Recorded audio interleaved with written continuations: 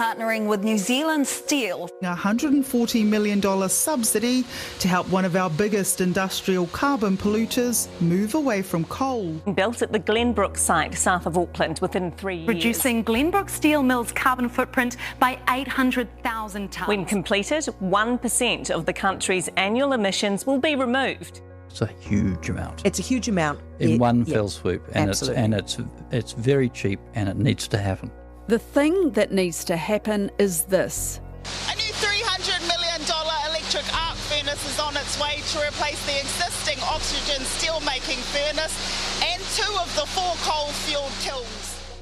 So what will it take for the other dirty companies to follow? Aotearoa has been very slow to get started on decarbonising our domestic economy. We look at why NZ Steel was first with the country's biggest ever decarbonisation deal and what hope it gives us that we'll hit the 2050 carbon zero target. It was NZ Steel that went to the government, started talking or suggesting about a year ago that it might want to invest in state-of-the-art electric arc furnaces. Rod Oram writes for Newsroom about climate change. He was out at Glenbrook Steel Mill in South Auckland the day the announcement was made. But as I understand it, it was only about 6 months ago that the negotiations began to take some form, and then it came together over the last month or so, is the time frame. And it was a matter of NZ Steel saying to the government, you've got to partner in this. Yes, NZ Steel is making the case that this wouldn't be economically viable for them to do it on their own. Without the $140 million contribution from the government, this project would not happen. That's true, but that's only because other countries are not yet penalising their steelmakers for their emissions. But that's changing. So, for example, steelmakers in Europe are working very hard and investing large sums of money in decarbonising the steel industry, particularly in Europe. And so in due course, we're going to have a carbon border tax. So if you are an emitter, but you want to bring something into the EU, you're going to have to pay for the carbon content. So the landscape would be changing over time. Also, at the moment, New Zealand Steel is protected because although it's in the emissions trading scheme, the government gives it free allocation because it's trade exposed internationally. If the New Zealand Steel thing works, they take 800,000 tonnes of carbon annually out of the atmosphere. On the day that that furnace starts, those 800,000 tonnes will come out of the emissions trading scheme and not be available for everybody else to bid on and therefore bid down the price of carbon.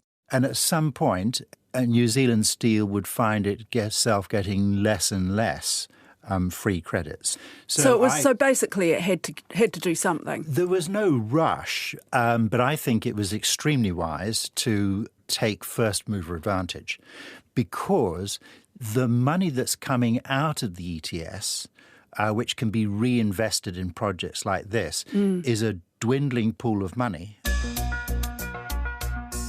Glenbrook is quite critical to New Zealand's economy. So it provides more than 1,000 jobs for people and it supplies 70% of our domestic steel. So you've got this vital industrial product with a huge carbon footprint, which makes steel production one of the world's thorniest climate dilemmas. And the conversation that we were having with them is, how do we protect a strategic asset, which is the ability to produce steel in this country? How do we kickstart New Zealand's steel recycling industry, because we currently send all of our scrap offshore? And how do we decarbonise the operation here faster than it might otherwise have happened? So a deal that offers wins all round, really. But Rod Oram reckons there's something else going on at the Glenbrook mill that's really important. It's getting old and it needs a lot of investment. By committing to this electric arc furnace and potentially a second one, New Zealand Steel and its parent, BlueScope, is actually making a really interesting commitment to Glenbrook because you can't just have these 2 new furnaces sitting there with all the old kit surrounding them. They're going to have to invest upstream in the process to modernise what goes on. And potentially they can then also invest downstream because they can now show that they have low carbon intensity steel, which in due course will have an explicit market value, and therefore there might be some new products for them that would be competitive. And the argument from the government has been, well, it's not taxpayers paying for this because it's gone through the Government Investment in Decarbonising Industry Fund, and that is paid for entirely by other polluting businesses. So we're committed to recycling revenues from the emissions trading scheme, and that's where this money comes from. The government diverts some of the money that's generated from the emissions trading scheme into GIDI, as it's called.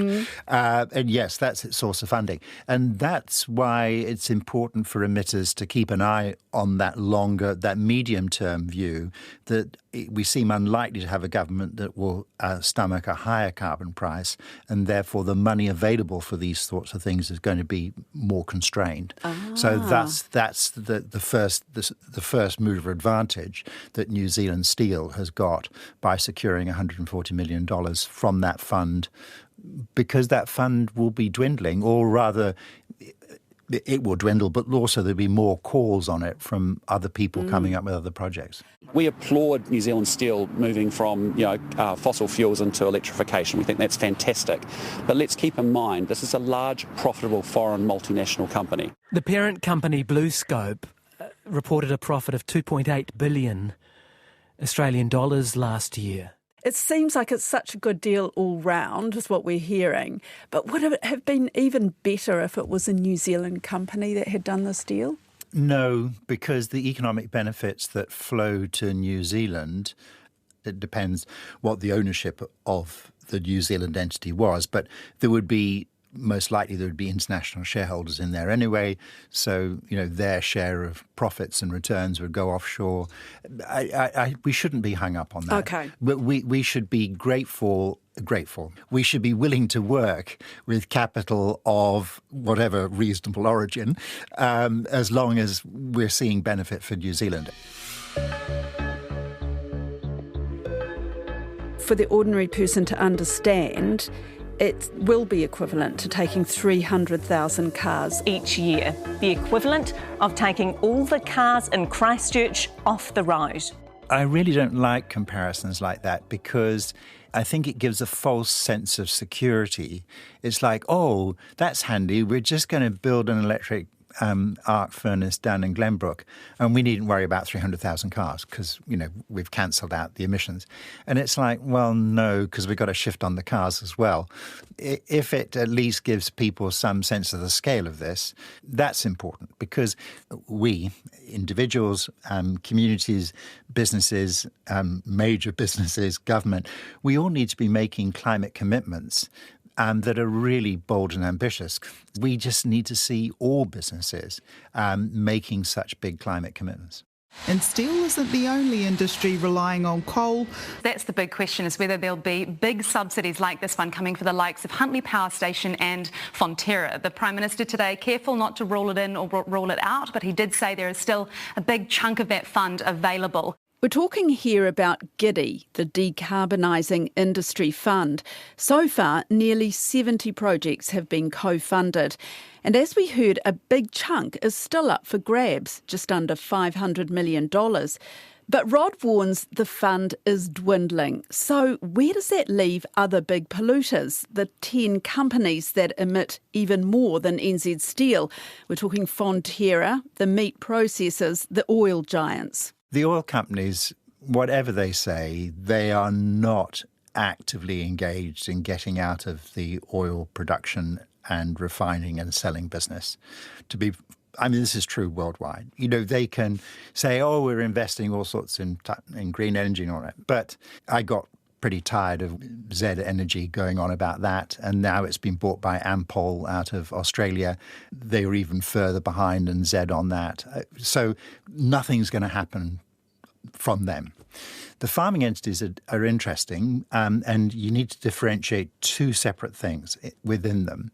The easy part is the processing side, which is carbon dioxide from running meatworks and dairy plants. But in Fonterra's case, for example, that's only 9% of its emissions. And it is doing stuff. It's putting biomass boilers in. It's trialling batteries. An organic polymer battery Fonterra has partnered with Polyjoule to implement the technology. And heat pumps and electric tankers. You've got Milky here, which is the world's first electric milk tanker. Yeah, looking at how we can collect all of our milk off farm and not use any fossil diesel. But that's only 9% of its emissions. The real issue, of course, is on farm. And Fonterra and its farmers constitute 21% of our total emissions. And it was all very well for Fonterra to say, post the New Zealand steel deal, well, where's the money for us? The government, in one sense, yes, the cheque might be coming from them, but the ETS is supposed to recycle funds back into decarbonisation. And if we're spending more than $100 million a year on carbon credits, getting a little bit of that back to help pay for the actual projects we've already, some of which we've got underway and some much larger ones ahead of us, that sounds like a pretty reasonable starting point. But you immediately turn around and say, well, where's the ambition from you? Because Haywak Rakanoa has become a joke. Well, several West Coast mayors are backing the protests against the proposed farm-level emissions pricing scheme. The farming lobby group Groundswell wants out of all taxes on their greenhouse gas emissions, including the just drafted He Waka Iki Noa partnership. And farmers are still refusing to set, I would argue, very reasonable targets for methane reduction. We've got some exceptions to that rule. So, for example, Synlait Milk is already reducing emissions through no fancy new technology. They've just sort of given farmers an awful lot of tools and apps to help them decide which to use. Such as? To change some of their farming practices, to make their farming less intensive, less supplementary feed intensive, and thereby reducing their animals' methane output in total. So it's very frustrating to see the primary sector say, give us lots of money, and you say, well, sure, but where's the ambition? I can predict that farmers are going to come back at us for this, saying it's a very difficult environment and we are trying hard. And you do hear about individual stories, don't you? Yep. Where the work is going on. And I'm afraid my response to that is look to the dairy industry leaders in the world. You are not a leader in this, New Zealand. Who are the leaders? Well, for example, Nestlé, the world's largest food producer. Its goals are a 50% reduction in its total emissions by 2030 and carbon neutral by 2050. Fascinatingly, of course, Nestlé is also Fonterra's largest customer. So would love to find out, and I so far failed, to find out what Nestlé is actually saying to Fonterra. But you mean in terms of what are you doing to reduce your carbon emissions? A number of months back, did announce a small project together to investigate some farming practices. But there is no scale or particular coherence to these small acts. Are you saying that Fonterra should be investing a lot more in its farmers and their farms and helping reduce emissions? Yep. And but you've got to start with a reasonable goal. And the best place to look for that is direct competitors like Friesland Campina or Arla overseas, who do have more ambitious climate goals than Fonterra. Now, the immediate comeback is always, well, we're already the lowest emissions per kilogram of milk solids in the world, and therefore it's up to the rest of the world to catch up with us. And I was going, well, no, because the rest of the dairy world's going off in a different direction. Your low emissions per kilogram of milk solid is a fortunate historic benefit from pastoral farming. But if you aren't able to chip away at that, your competitors are going to be finding newer and better ways to do things. What about the meat companies, AFCO, Alliance Group and Silver Fern Farms? And I saw on Giddy's website that Silver Fern Farms is working on a project which, I don't know, pretty exciting. Yes, Silver Fern Farms is definitely the best of the meat companies. And of course, it does not own farms. It's processing from its co-op, its farmer shareholders and indeed other suppliers. And I think it's a really good example of working effectively with farmer suppliers, whether they be shareholders or not. And I think there are some lessons there for Fonterra, because that's what it needs to do. Mm-hmm. So Silver Fern Farms has also been ambitious in terms of coming up with what they're billing as essentially carbon neutral meat, but there's offsets in there. And, well, I'm far from comfortable about that for a very important reason. The ruminant animals produce methane, but trees or other green vegetation does not absorb methane. So the methane that's going up into the atmosphere is immensely potent, and only after it's broken down, mostly into CO2, then that gets absorbed by those trees and other plants. You could argue that, oh, well, that sequestration's already going on now, so we're taking the equivalent out of the atmosphere now. And you say, yeah, but the whole point of humanity's response to climate is we actually have to reduce emissions, not just offset them. So we actually have to have reductions in methane. And methane has, in recent years, in global climate space, has attracted a lot more attention. So at COP26 in Glasgow in 2021, the global methane pledge was launched. New Zealand signed up to it. Initially, the focus was on the oil and gas industry because it's very easy for them to deal with methane. But it was always very explicit. I mean, I was there at the launch of it, that agriculture was in sights too. And agriculture is going to come more and more to the front globally on this. And it's not just ruminant animals. I mean, rice paddies are prodigious producers of methane, and yet there are ways to produce rice with lower methane. So our farmers have just got to get into the game, seriously. Hurry up and catch up. Yeah.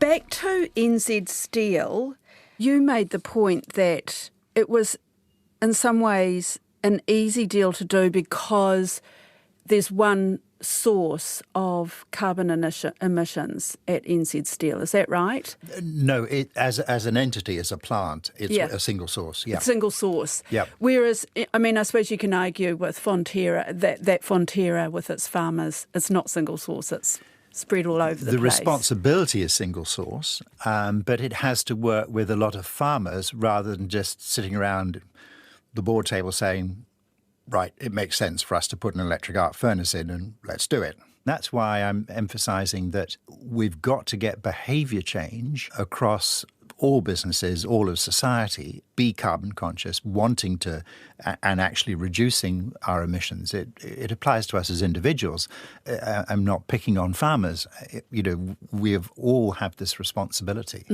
And so this deal with New Zealand Steel doesn't help us down that behaviour change route for all those myriad sources of emissions, but still it was worth doing. And that brings us to Tiwai Point aluminium smelter at Bluff, not one of our top 10 polluters, but up there. Its on again, off again presence in New Zealand is on again, and it might stay in the country until 2039. It appears Rio Tinto are ready to cut some sort of deal at Tiwai. This has been the ongoing debate over whether they stay, whether they go. But it's going to have to invest in a lot of new technology. It's got to get to emissions-free anodes in the What are anodes? They're the carbon rods that go into the pots where the aluminium is refined. I see. And so huge electricity pours through those, the anode and the cathode. But in that process, there's a lot of carbon in the anode. And in the process, that gives off CO2 because it degenerates. However, Rio Tinto has been working very successfully on new technology in its smelters in Quebec. And so we need that technology here. But they're also going to need to contribute to investing in renewable energy because their energy needs are huge. But the Bluff smelter can't just keep relying on Manapuri as an existing generating system. It needs to come up with some capital to help build out our renewable electricity generation. So will those things be a requirement of them staying in the country? Yes, they have talked loosely about those sorts of things. So we've yet to see a plan that how it might eventuate. And crucially, they also have to agree to a more realistic and reasonable price than they get electricity currently. But the fact that the Bluff smelter has always produced incredibly high quality, very pure aluminium and 100% renewable electricity, there should be more of a premium for that in markets in the near future, and therefore it's worth their while to invest in this. Of the NZ Steel deal, Patrick Smalley from Business Desk wrote that the big thing is that it delivers hope. What did you think? Someone who writes about it all the time, did you feel a sense of hope from it? Oh, yeah, it was well worth going to Glenbrook on a Sunday afternoon. Well, I'm a sucker for looking around. One of the best things about being a journalist is being able to go and see things being made or done. And I hadn't been to Glenbrook for a long time, so I kind of wanted to go anyway. Yes, there is a sense of hope, but I think it's quite particular. It's about a major company having a deep think about what its future is and being prepared to put some money into that for that big step on the way to a carbon zero economy. Yes, I hope this will encourage other people to do some very different things. I still have some reservations about the logic of all this, not the least of which the electric arc furnace and hopefully its sister furnace will be using largely scrap steel. There is a big emphasis in the worldwide steel industry in terms of their routes to dealing with all their emissions, a much bigger role for scrap. So scrap steel is becoming, or always was, a fairly hotly traded international commodity. It's going to become more so. And so one can imagine a time when the demand for scrap is so high, people overseas will be prepared to pay a lot for it and the scrap will exit the country. And therefore New Zealand Steel will be stuck. I think at that point there is a case to have some controls, some limits to the export to ensure that there is enough scrap here in New Zealand. But also we do a much better job of recycling steel than we do now. This would be a really interesting way to achieve much more circularity in what we're doing. In other words, making sure that end of use, we recycle, reuse, repurpose, resmelt steel. You know, if we've had decades of like, oh, you can't interfere with trade, no import, no export restrictions, the world's changing. So I think we're seeing a very logical if, buts and ands coming into free trade. And therefore, if the supply of scrap gets difficult for New Zealand Steel, we need to work much harder at making sure we scoop up all the scrap we can in New Zealand and possibly restrict some of the exports of that to make sure that the Glenbrook mill remains economically viable. That's it for today. I'm Sharon Brett-Kelly. The Detail is funded by the Public Interest Journalism Fund. Phil Benge engineered today's podcast. Bonnie Harrison and Sarah Robson produced it. And thanks to Rod Oram. Ka kite.